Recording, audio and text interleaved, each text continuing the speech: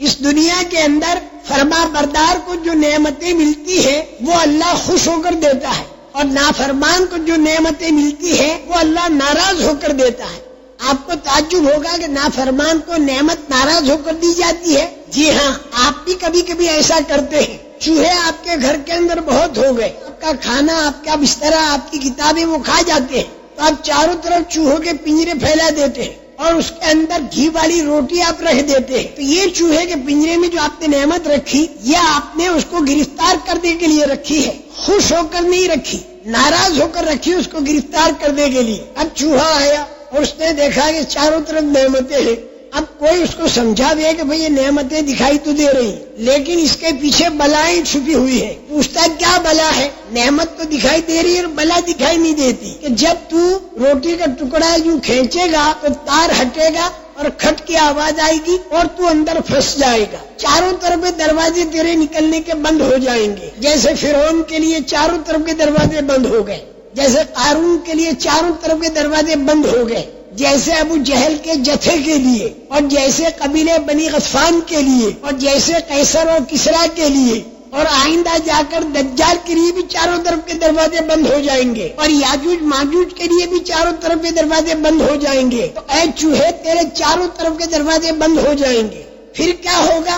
پھر یہ ہوگا کہ صبح کے وقت میں لڑکے آئیں گے چھوٹے چھوٹے، اور صبح لا کر تجھے گھونپیں گے، عورتیں لائیں گی، پرائمس کا چولہا لائیں گی، اس کے اوپر گرم پانی کریں گی، تیرے اوپر ڈالیں گی، تھوڑی دیر میں تو مر جائے گا، تیرے کو باہر پھینکیں گے، بلی آئے گی اور کھائے گی۔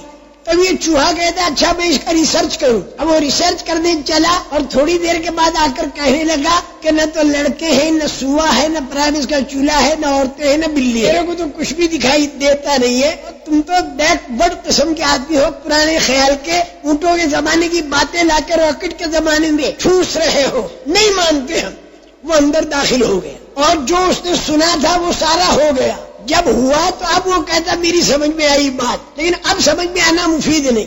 نافرمان کو نعمتیں دینا ایسا ہوگا جیسے چوہے کے پنجرے کی نعمت، اور فرما بردار کو اللہ اگر کوئی نعمت دے تو وہ ایسا ہوگا جیسے طوطے کے پنجرے کی نعمت۔ طوطے کے پنجرے میں نعمت دی جاتی ہے خوش ہو کر اور دل بہلایا جاتا ہے۔ اللہ پاک قرآن پاک میں نافرمان کی نعمت کے بارے میں خبر دیتے ہیں کہ ہم نے دروازے کھول دیے، اور فرما بردار کی نعمت کے بارے میں اللہ خبر دیتے ہیں کہ ہم نے برکتیں کھول دی۔ وہاں برکتوں کا کھولنا بتایا فرما بردار کے لیے، اور نافرمان کے لیے اللہ نے دروازوں کا کھولنا بتایا۔ اللہ پاک جو فرماتے ہیں کہ جو ان کو بات بتائی گئی اللہ رسول کی طرف سے اسے وہ بھول گئے، تو ہم نے ان کے لیے ہر لائن کے دروازے کھول دیے، طاقت کے دروازے، دھن دولت کے دروازے، پبلسٹی کے دروازے، وہ سارے کے سارے ہم نے ان کے اوپر کھول دیے۔ یہاں تک کہ جو نعمت ملی اس کے اوپر وہ اترانے لگے کہ دیکھو چاروں طرف کے ہمارے دروازے کھلے ہوئے، ہم اچانک اس کی پکڑ کرتے ہیں، یہاں تک کہ وہ حیران رہ جاتا ہے کہ ہوا کیا۔ لیکن فرما بردار کو جو نعمت دیتے ہیں اس کا نام اللہ تعالیٰ نے رکھا ہے برکات کا کھولنا۔ اگر بستیوں والے ایمان والے بن جائیں اور تقوی والے بن جائیں تو اللہ تعالیٰ یہ فرماتے ہیں کہ ہم ان کے لیے برکت کھولتے ہیں، آسمان سے بھی اور زمین سے بھی۔ میرے محترم دوستو، برکت کے اندر تین باتیں ہوتی ہیں۔ کبھی تو اللہ پاک آمدنی بڑھا دیتا ہے اور کبھی اللہ پاک آمدنی نہیں بڑھاتا، آمدنی تو اتنی ہی رہتی ہے، لیکن اللہ تعالیٰ اس میں کام سارے بنا دیتا ہے۔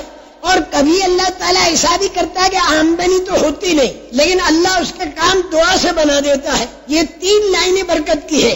اگر آدمی ایمان والا اور تقوی والا بن جائے، اور سارے انبیاء کرام علیہ الصلوۃ والسلام کے قصے اسی کو بتا رہے ہیں